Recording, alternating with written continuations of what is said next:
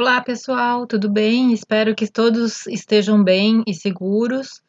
E hoje nós vamos falar sobre a temporalidade dos projetos de interiores e como a gente pode considerar isso quando a gente vai especificar materiais com finalidade de aumentar a sustentabilidade do projeto. Vamos ver?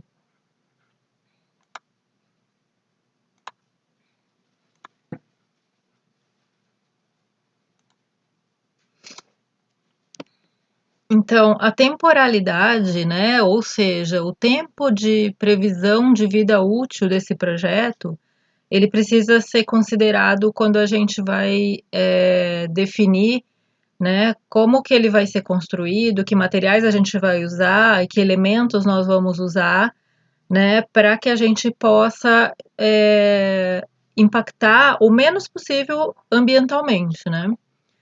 E o que está por trás, né, da definição de todos esses materiais, de todos esses elementos que vai usar, né, que a gente vai especificar no projeto? É o conceito de energia incorporada, né? O que vem a ser energia incorporada, né? Eu vou ler essa definição para vocês. É toda a energia usada na produção dos materiais de construção, da edificação e da manutenção do prédio, assim como a necessária para construir e depor ou reciclar os materiais. Ou seja, é toda a energia que foi gasta desde o comecinho, lá do ciclo de vida desse material, desse produto, né? Então, a gente vai ver aqui mais para frente, né, que os materiais, eles têm uma quantidade de energia incorporada diferente entre si, dependendo do processo pelo qual eles passaram até se tornar o que eles são, né, e que a gente vai utilizar no canteiro de obras, né, ou num projeto de interiores, tá? Então, a energia incorporada é uma forma de mensurar o impacto ambiental das construções, usada como indicador de sustentabilidade, né? Não sei se vocês lembram na aula de avaliação do ciclo de vida, né? Que um dos elementos que a equipe do professor Vanderlei John, lá da Poli, propunha para a gente simplificar essa análise do ciclo de vida era usar a energia gasta em todo o ciclo de vida, né? Tinha o CO2, a energia, resíduos, uso de recursos naturais, água, né? Então, a energia que se gasta até desde a extração de um material até o final do ciclo da sua vida, ela é um dos indicadores de sustentabilidade. Quanto mais energia se gasta para obter aquele material, quanto mais energia se gasta durante o ciclo de vida inteiro daquele material, menos sustentável esse material tende a ser, tá bom? Esses pesquisadores, né, que são Graf e Tavares, eles lançaram um artigo que apresenta essa relação, né, de estimativa de energia incorporada em diversos materiais que a gente usa nos canteiros de obra no Brasil, né? E isso vai ficar no Moodle para vocês olharem, né? E vocês podem procurar depois essa referência. Mas é curioso a gente notar, né, como nessa relação que os pesquisadores apresentam, né, os dois grupos que mais contêm energia incorporada nessa lista de materiais são principalmente os metais, né, porque o processo de extração deles do meio ambiente natural e todo o seu processamento industrial requer muita energia, né? Então eles vão ter que passar por processos de separação, de fundição e tudo isso, né? Mas o outro grupo que chama muito atenção quando a gente vai olhar aqui, né, são os grupos dos derivados do petróleo, os materiais plásticos, né? Então eles têm muita energia incorporada porque o processo industrial e químico que eles precisam atravessar para sair lá das reservas de petróleo e chegarem a se transformar em materiais plásticos a serem usados, demanda muita energia, né? Então, aí tem mais um aspecto, além de toda essa questão, né, da emissão de CO2, da retirada desse material lá das reservas que a gente já estudou, né? E de todo esse processo de transformação química que, na verdade, faz com que esses materiais acabam tendo algum grau de toxicidade. A gente vai ver isso em outras aulas, né? ainda tem essa questão da energia incorporada, porque é muita energia que se usa para transformar esse material em materiais plásticos utilizáveis, tá? Depois vocês, se quiserem dar uma olhada mais detalhada nessa tabela, é interessante constatar isso, né? E também comparar com materiais mais naturais, né? Como os papéis, como o material, as madeiras, como elas têm baixa energia incorporada, né? Para a gente falar, para a gente poder analisar, né, a temporalidade como critério de sustentabilidade, né, a Sian Moxon, que é uma autora que aborda essa questão, ela classifica, né, a temporalidade dos projetos de interiores em 3 categorias, né, de acordo com a sua durabilidade. A primeira delas seriam os ambientes temporários de curta duração, né, como estandes, né, é, ambientes para exposições temporárias e tudo, né. O segundo tipo de ambiente seriam os flexíveis, né, que tem um tempo de duração um pouco previsto um pouco maior, mas eles não têm o objetivo de permanecer por muito tempo como as construções definitivas, né? E o terceiro grupo seriam as construções, os ambientes de longo prazo, que esses sim têm uma perspectiva de duração de décadas, né? Como ambientes definitivos, né? E a Sian Moxon, né? Ela propõe que a gente faça 7 perguntas para analisar, né, as características desses 3 ambientes e conseguir tomar boas decisões relacionadas à sustentabilidade, né, para cada tipo de projeto, né? E quais são essas perguntas, né? Então, a primeira delas, né, qual é o propósito do projeto, né? Esse projeto, qual é o objetivo e a função que ele vai precisar atender, né? Por quanto tempo esse interior será necessário, né? Ele é de curta duração, né? Ou temporário, ele é flexível, eu vou precisar desmontar ali na frente, né? Ou ele é permanente, né? Depois, quais os sistemas de água e energia mais adequados, né? Eu posso contar com a rede de energia e água do ambiente, ou eu vou ter que tirar de algum lugar, eu vou ter que fazer uma geração de energia, né? E eu tenho elementos para trabalhar a eficiência desse uso energético e de água. Que tipo de materiais são adequados, né, para esse uso que eu vou dar ao projeto, né, e para esse tempo que esse ambiente precisa durar, né? Que métodos construtivos são adequados? Como o espaço funcionará, né? E o que acontecerá quando ele se tornar desnecessário? Quando a gente não for mais usar esse ambiente, o que vai acontecer com aqueles materiais, né? Eles vão poder ser reutilizados? Eles vão poder ser reciclados? Ou eles vão virar resíduos no meio ambiente, né? Eu vou mostrar para vocês alguns projetos que a gente pode analisar que podem representar bem cada uma dessas categorias, né? Então, o primeiro caso aqui é de projeto temporário, né, da agência de propaganda Notting, que foi projetada em Amsterdã, na Holanda, né, por essa dupla de designers aqui, né, Kaldenberg e não sei falar esse nome, Bleiswijk. Eles são holandeses, né, e esse projeto, né, dessa agência de propaganda, né, qual era toda a questão desse projeto, né? A agência tinha baixo investimento em recursos para poder implementar esse escritório, né? E eles tinham um lugar, né, que eles não queriam fazer obras nesse lugar para não encarecer demais e também não investir seus recursos num edifício que não era deles, porque eles sabiam que eles iam, em pouco tempo, precisar mudar esse escritório de lugar. Então, eles solicitaram para essa dupla de designers o projeto desse escritório, e a solução, né, dos designers foi de um projeto completamente elaborado em chapas de papelão, né? Chapas de papelão com aquela estrutura de miolo que lembra uma casa de abelhas, né? Que é toda bem rígida, né? Aquelas chapas em formato de miolo de abelha no recheio do papelão, ela dá uma rigidez bem interessante para esse material, né?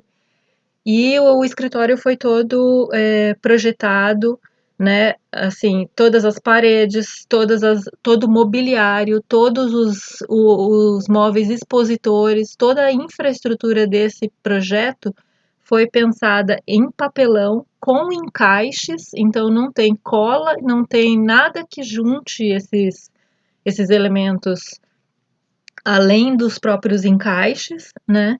E ele foi pensado para ocupar livremente o interior desse ambiente onde o escritório ia funcionar sem que fosse necessário fazer nenhum tipo de reforma, né? E foi pensado também para quando esse escritório fosse embora desse lugar que eles alugaram e que precisasse mudar, né, de local, eles pudessem desmontar todo o escritório, embalar e transportar esse escritório inteiro, né? Então vamos ver o que a gente tem aqui, né?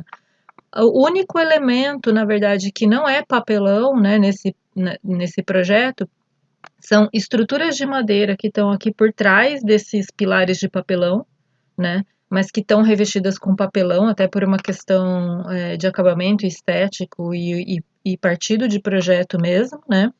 Tem elementos estruturais de madeira sustentando as escadas e o piso de todo esse ambiente foi feito em MDF, né? Para, de certa forma, ter essa conversa estética com a cor e o acabamento do papelão, né? De certa forma, é um pouco rústico, né? Então vejam assim a variedade, né, de ambientes, né? Eles projetaram espaços para instalação de iluminação nesse papelão todo, né? Eles projetaram espaço para encaixes de superfícies de vidro, né, para divisão de ambientes e para aproveitamento da luz natural que vem desse mesmo ambiente, né? E para a questão acústica também, né? Então, e projetaram todas as instalações elétricas, né, por dentro dessas camadas de papelão também, né? E um mobiliário bem variado, né? Assim, desde o mobiliário mais acessório ou decorativo, né, até o mobiliário funcional de escritório mesmo, né? Então, todas as mesas, né, mesa de reunião, mesa de trabalho, tudo feito em estrutura de papelão, com tampo de papelão, né? E que também tinha a função, né, de que se algo se deteriorasse no escritório, a substituição dessa peça seria muito fácil. Então esse é um projeto todo desmontável, né? E todo substituível também. A manutenção é muito fácil, né? Então a gente tem as mais diversas situações e ambientes criados, né? Aqui um ambiente de café, por exemplo, né? Aqui a gente pode ver bem assim o aproveitamento da luz natural total desse lugar, né? E a filtragem da luz quando é necessário nessas camadas que estão mais profundas, né? Olha a escada, que vista interessante, um ambiente, né? Tirando proveito desse pé direito alto da sala, do escritório onde eles alugaram, né? Fizeram até um canteiro aqui, né? Para alguma espécie de vegetais, né? Outro formato de mesa de reunião composta, né? Na verdade, são mesas encaixadas e formando uma mesa de reunião maior, né? Esse ambiente de sala de estar, de espera, algum escritório aqui atrás mais privativo, tá para fora desse papelão lá, aproveitando toda essa luz natural que o ambiente proporciona, né? Estantes, né? Para livros, para outros elementos, né? As luminárias também, todas projetadas a partir do encaixe desse material. E aqui um 3D, né, do escritório como um todo, né, totalmente adaptado àquela envoltória que um espaço com um vão livre bem grande, com grandes aberturas, né, e completamente branco, né. Isso foi interessante de ver também, né, o que ajuda a aumentar, né, a luminosidade, né, a iluminância daquele ambiente, né. E aí, para a gente analisar, né, segundo a metodologia que a Sian Moxon propõe, né, a gente pode responder essas 7 perguntas, né? Na verdade, a finalidade de responder essas 7 perguntas é para nos levar a pensar nos elementos que a gente pode considerar para esse tipo de projeto, antes de começar o projeto, né? Então, qual o propósito do projeto? Desconfigurou um pouquinho aqui meu slide, mas eu vou ler para vocês. Oferecer a infraestrutura para um escritório de agência de propaganda a baixo custo, né? Por quanto tempo? Por 2 anos aproximadamente, né? Então eles sabiam que daqui 2 anos eles precisariam desmontar tudo isso, né? E transportar esse escritório possivelmente. Então, se eles investissem muito reformando a infraestrutura com materiais pesados e definitivos, né? E não um material tão leve, tão de baixa energia incorporada como esse papelão, né? Eles iam, na verdade, desperdiçar tanto dinheiro com recursos que iriam ficar definitivamente lá naquele edifício, né? Trabalho e material, né? Então, sendo que dali 2 anos, eles iam ter que desmontar tudo aquilo. Então, foi uma estratégia muito racional para evitar, né, todo esse desperdício, né? A luz natural, como que funciona a água e a energia? A luz natural e iluminação artificial. Não tem informação quanto à água, né, como eles fizeram o aproveitamento de água, mas tem um grande aproveitamento da luz natural que entra por aquelas grandes janelas altas, né, no ambiente. Então, eles conseguiram aproveitar isso muito bem, né? Os materiais, né, que foram utilizados, papelão, né, com aquela estrutura hexagonal, né, que lembra colmeia de abelha, né, que reforça a durabilidade, né, do material, as peças em madeira, né, que serviram para estruturar aqueles elementos que eu falei para vocês, e o piso em MDF, né, e tudo isso sendo completamente desmontável, né, então o método construtivo, né, papelão, madeira, tudo com encaixes, né? Não tinha nada ali colado, não tinha nada que estragasse ou danificasse aquele material e que impedisse sua desmontagem e seu reaproveitamento depois, né? E como funcionará? Os ambientes são montados a partir de encaixes de papelão.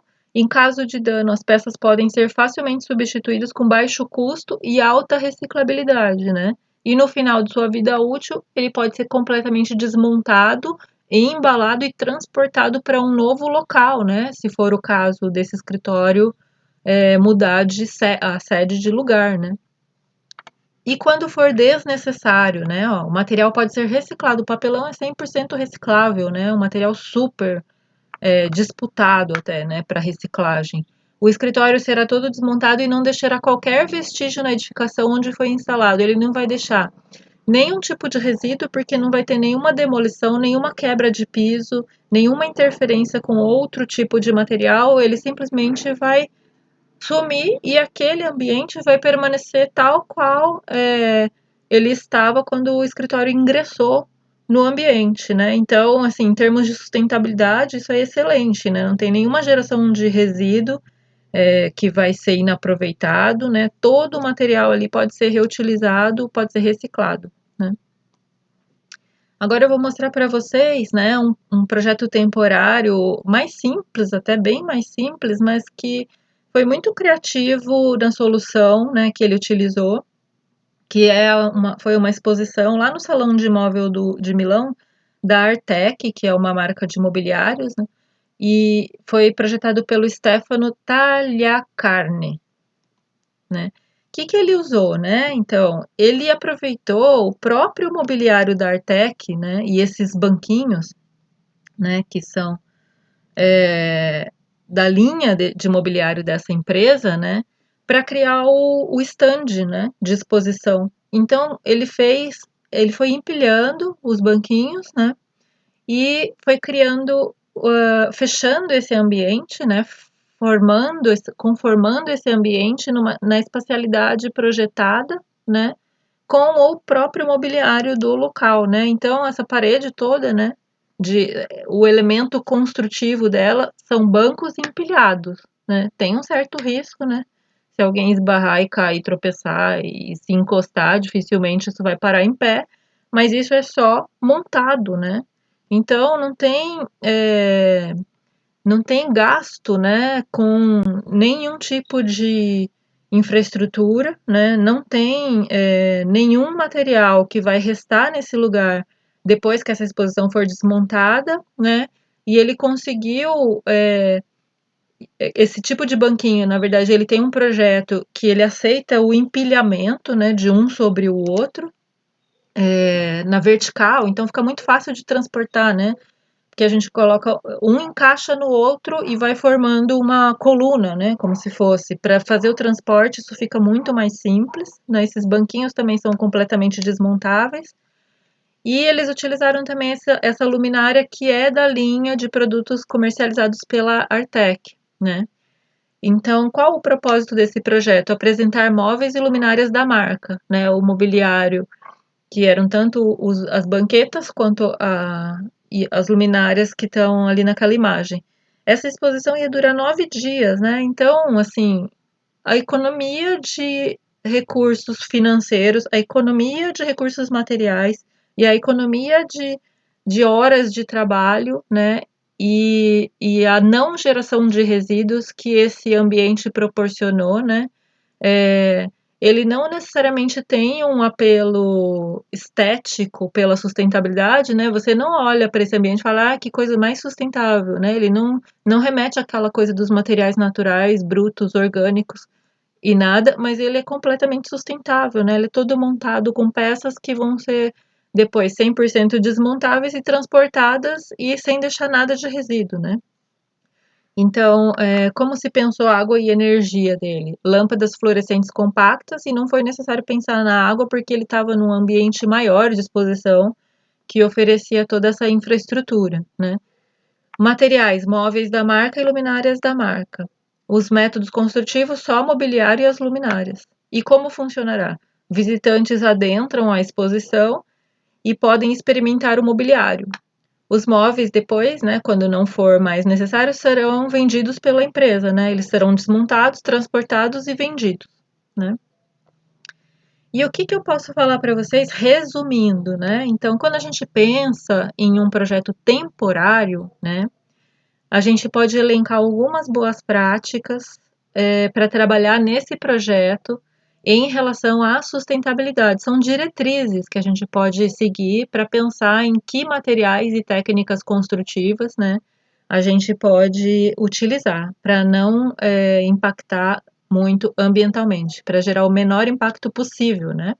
Então, a primeira coisa, né, seria a possibilidade de reuso ou de reciclagem desses materiais que a gente está usando, né? Como a gente viu lá do papelão e das banquetas, né?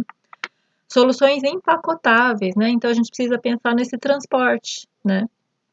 Se a gente puder empacotar bem esse produto e ele não se danificar durante esse transporte, né? É a situação ideal, né? Terceiro, né? Esse projeto e esses materiais, eles não deixam resíduos quando terminam, né?